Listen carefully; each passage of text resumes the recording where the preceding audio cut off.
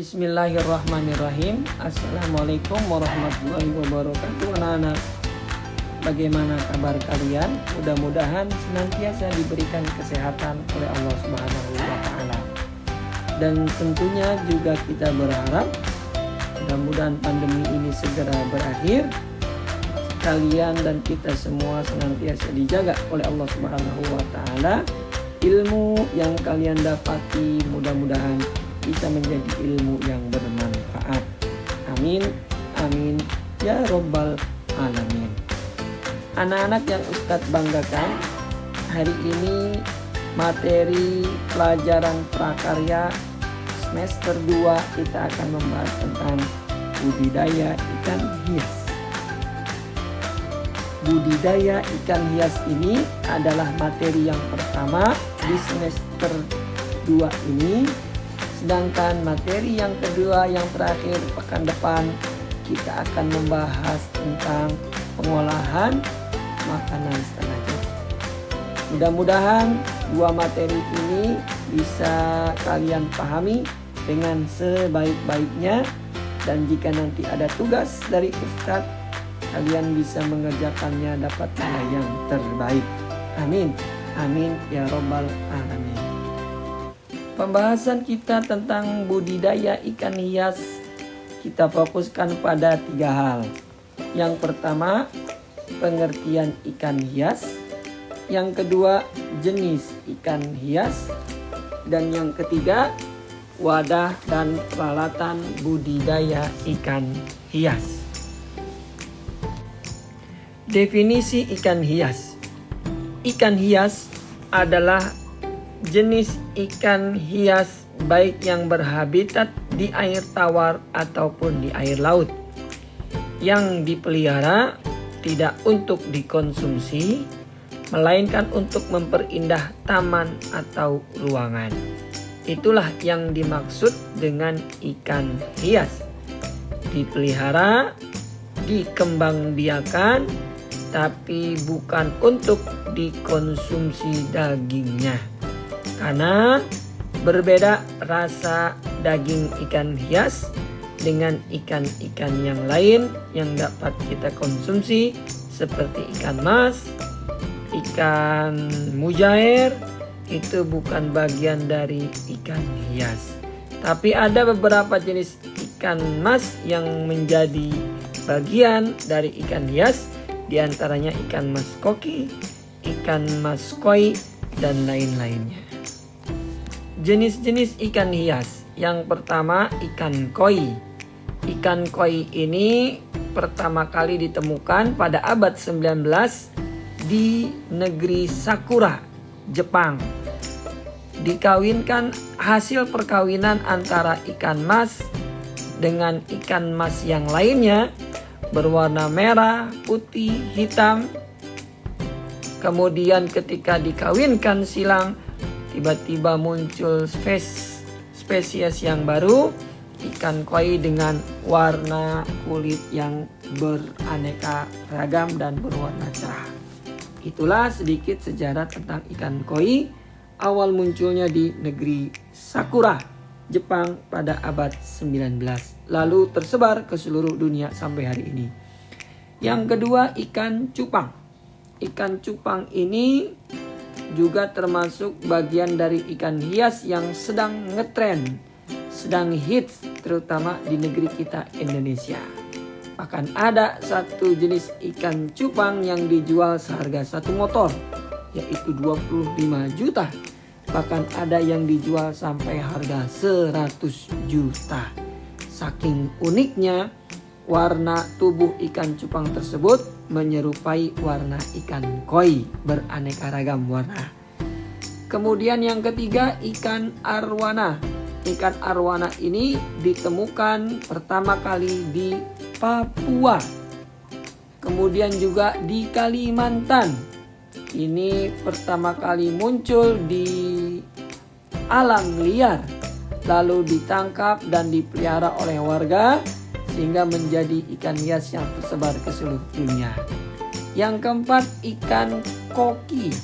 Ikan koki ini awalnya dari negeri Cina lalu berkembang dan tersebar luas ke seluruh negeri dengan beraneka ragam ikan koki. Yang kelima, ikan gupi atau biasa kita kenal ikan cere gapi. Ini berasal dari Amerika Latin, ya, di sungai Amazon dan sekitarnya, lalu tersebar sampai ke negeri Indonesia dan belahan dunia yang lain. Sedangkan yang keenam adalah ikan lohan. Ini berasal dari negeri Malaysia. Pertama kali ditemukan di Malaysia, namun karena ikan lohan ini memiliki sifat yang ganas, dia tidak bisa dilepas di alam liar karena bisa merusak habitat sekitarnya. Maka ikan lohan ini ketika kita pelihara harus satu wadah, satu ikan lohan. Ciri khasnya adalah ikan lohan ini memiliki tonjolan pada jidat atau kening ikan tersebut. Itulah 6 jenis ikan hias yang ada saat ini. Penjelasan berikutnya tentang wadah ikan hias. Wadah ikan hias adalah tempat yang digunakan untuk memelihara atau membudidayakan ikan hias. Wadah budidaya ikan hias ini bisa menggunakan apa saja, namun harus memilih wadah budidaya yang tepat. Kalau ikan mas, koi bisa kita gunakan wadah berupa kaca. Kalau ikan cupang, ikan cere gapi yang kecil bisa kita gunakan bak terbuat dari plastik dan seterusnya. Menyesuaikan besar dan karakter dari ikan hias tersebut sangat menentukan wadah mana yang akan kita pakai. Pembahasan yang terakhir adalah tentang jenis wadah ikan hias, terbagi menjadi 3. Yang pertama ada wadahnya berupa kolam. Baik kolam yang terbuat dari batu, dari semen, sehingga permanen. Ada juga kolam yang terbuat dari terpal, sehingga dia bisa dibuka pasang, bisa dibongkar, dan mudah untuk dipindahkan dari satu tempat ke tempat yang lain. Berbeda dengan kolam yang terbuat dari batu dan semen, sulit untuk kita pindahkan dari satu tempat ke tempat yang lain. Yang kedua, selain kolam, ada jenis wadah untuk ikan hias yang dikenal dengan akuarium. Wadah ini terbuat dari kaca, cocok untuk jenis-jenis ikan yang memiliki tubuh dengan warna yang beraneka ragam, seperti ikan mas koki, kemudian juga ikan arwana, dan lain sebagainya. Sedangkan yang terakhir, wadah ikan hias terbuat dari plastik, yaitu bak ataupun ember. Ini khusus untuk ikan-ikan yang ukurannya kecil atau jenis ikan-ikan yang sedang dibudidayakan baru lahir. Seperti misalnya ketika kita memelihara, membudidayakan ikan cupang, maka anak-anak ikan cupang yang dikenal dengan burayak.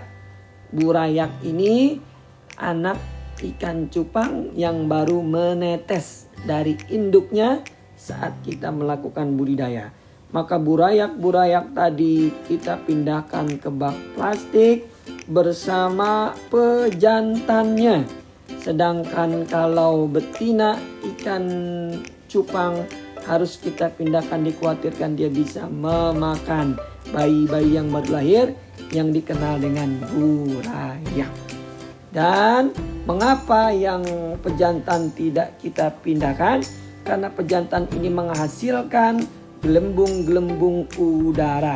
Setiap kali dia kita budidayakan, maka pejantan akan menghasilkan gelembung-gelembung udara yang akan ada di sekitaran bak plastik, yang akan nanti dijadikan tempat untuk menyimpan burayak tadi, telur-telur yang menetas, sehingga menjadi aman. Guna menambah daya tarik agar gelembung-gelembung udara yang dikeluarkan oleh ikan cupang pejantan ini biasanya kita tambahkan di bak plastik tersebut saat kita kawinkan kedua ikan pejantan dan betina. Kita tambahkan gabus atau kita tambahkan busa sehingga makin membuat semangat pejantan ikan cupang ini menghasilkan gelembung-gelembung udara yang kelak untuk menjaga burayak atau bayi-bayi ikan cupang yang baru dilahirkan. Inilah pembahasan kita tentang budidaya ikan hias. Setelah ini kalian akan melihat tahapan dari budidaya ikan cupang dalam bentuk video, dan kemudian kalian akan mengerjakan latihan soal di Google Form yang Ustadz berikan. Demikianlah dari Ustadz. Wassalamualaikum warahmatullahi wabarakatuh.